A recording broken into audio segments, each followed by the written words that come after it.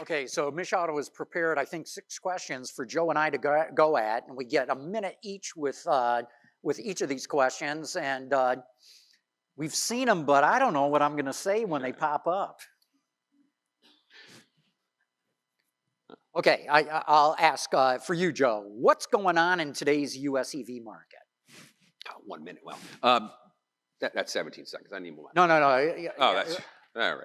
The clock has got to reset. I'm going to clear that clock a little bit. I'm taking those 11 seconds. So, look, the EV market.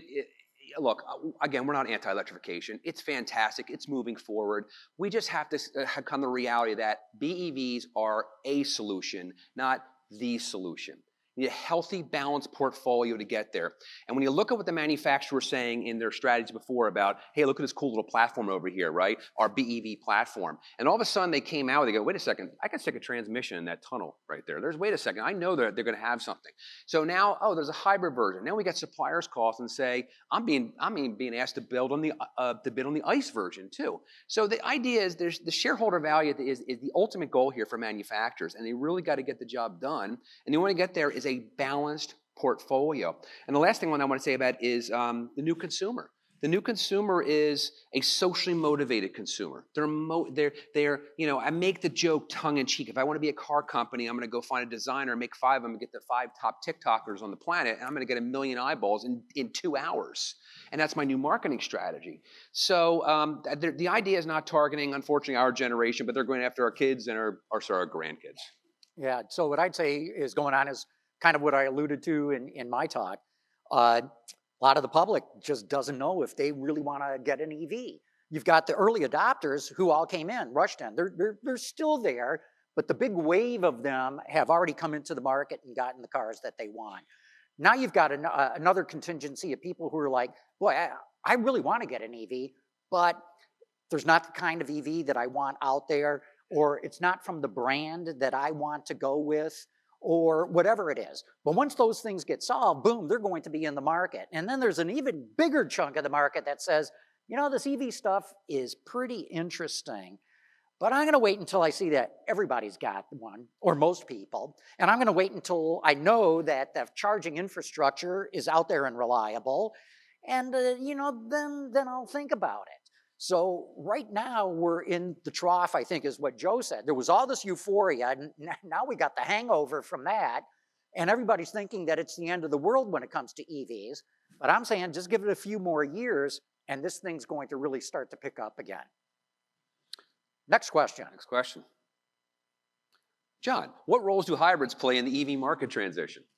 That's a good question right now. So, you know, you've seen companies like Toyota say, we told you, hybrids are the perfect bridge connector to an EV world. There's no range anxiety. You don't have to worry about a charging infrastructure. It's only got an inky-dinky little battery, so we can use those materials to build a whole lot more hybrids. And hybrids, if you go back just a few years ago, they were victims of this politicization. If you went and told people, you know, I drive a hybrid, they instantly branded you as one of these tree-hugging, you know, environmentalists. That's kind of gone now. Now, in fact, you know, what I told people in the industry is, look, if you want to sell more hybrids, don't call them hybrids. Just point to one in the showroom and say, that one gets 50 miles to the gallon. Do you want that one? And that's how you sell hybrids. Don't call them hybrids. So hybrids do play a big role in this.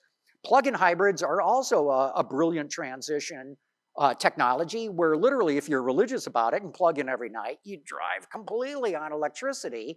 And then when you want to take a long trip, no problem. You go as far as that you want to go.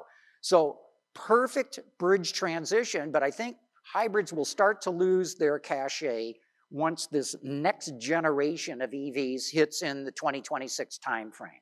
Yeah, John, I joked we were going to have "We Told You So" T-shirts, but that we thought it would have been a little bit inappropriate here about this EV revolution. So I agree 100%. But you got to look at it again. You got to get down to the money. You got to follow the money here. The idea is if you sold everyone today a battery electric vehicle, let's say they existed, and you sold everyone a battery electric vehicle, what do you sell them 5 and 7 years from now, right? A better battery electric vehicle? So you got to walk them through the strategy. You want to move someone from ICE to hybrid. Now you convince them, okay, this electrification thing is real. What I'm going to do now is I'm going to move you to a hybrid into a BEV. Okay, I'm still using a battery. And then long game, I'm going to move you to a fuel cell. Hey, instead of plugging the wall, we're going to give you a pump again. You got to find a way. Toyota's always been, we want to be around for 500 years, not 50 years. We sell you everything right now, our best technology. We have nothing to sell you 7 years from today. So hybrids are definitely a needed transition story to get in the market. And you're right. I mean, there's some really good solid products out there. Don't call them a hybrid.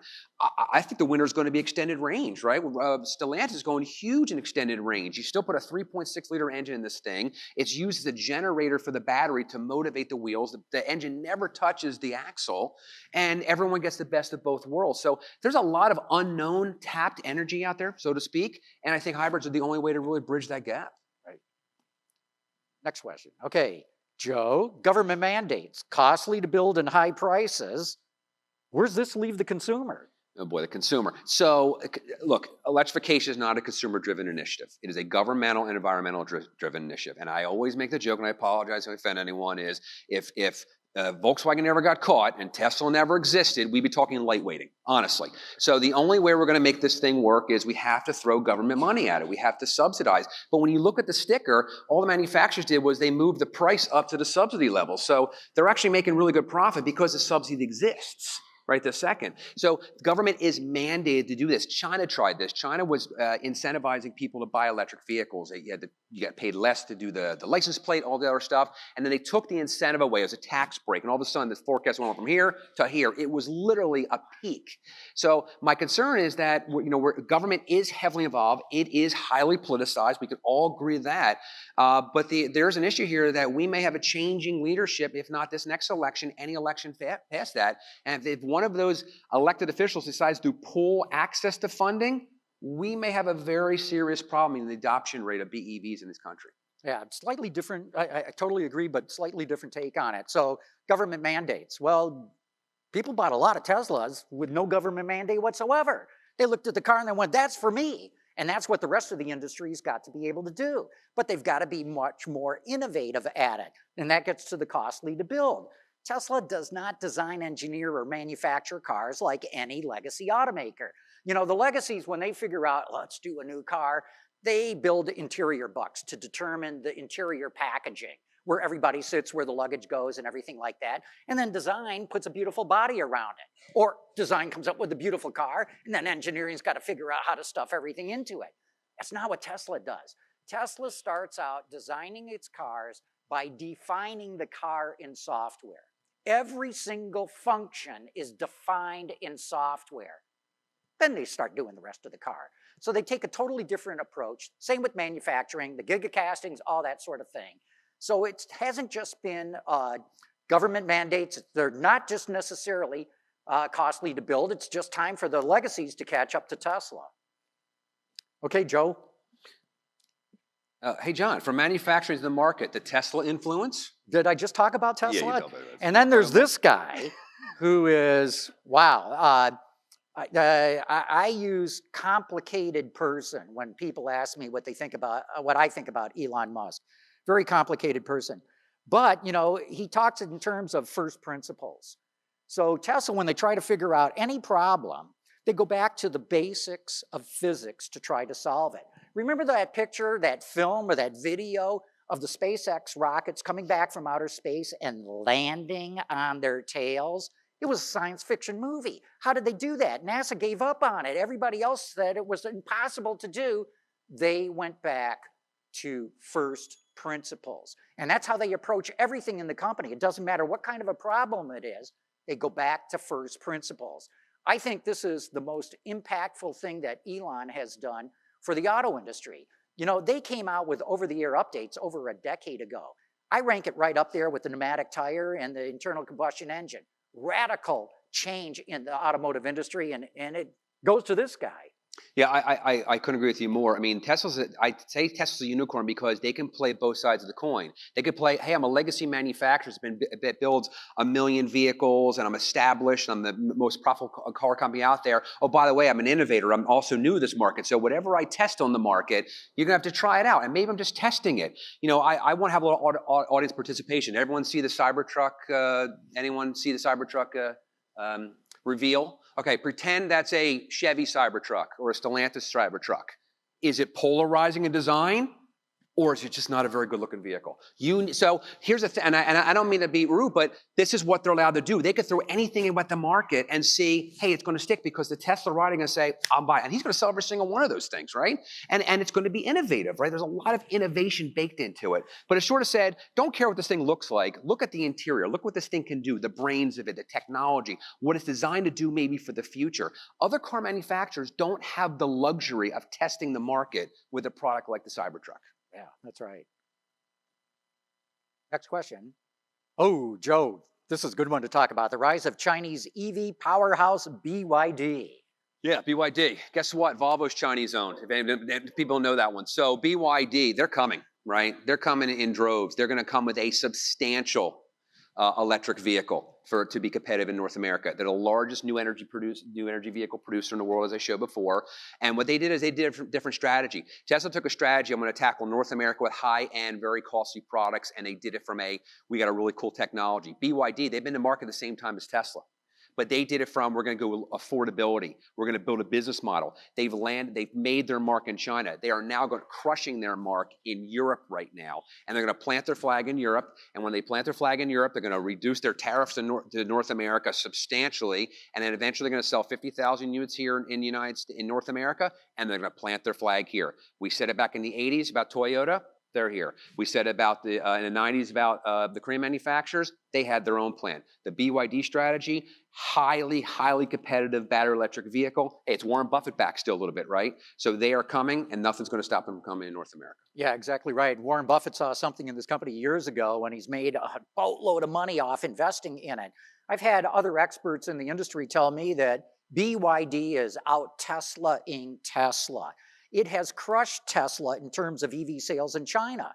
You know, everybody still thinks Tesla is the #1 seller of EVs in the world.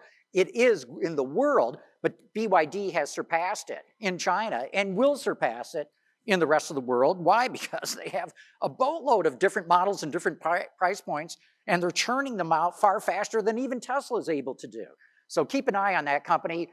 I'll make a wild prediction that sometime in the next decade, BYD will be the largest automaker in the world. I would support that comment. I would support that bet. Yeah, that's correct.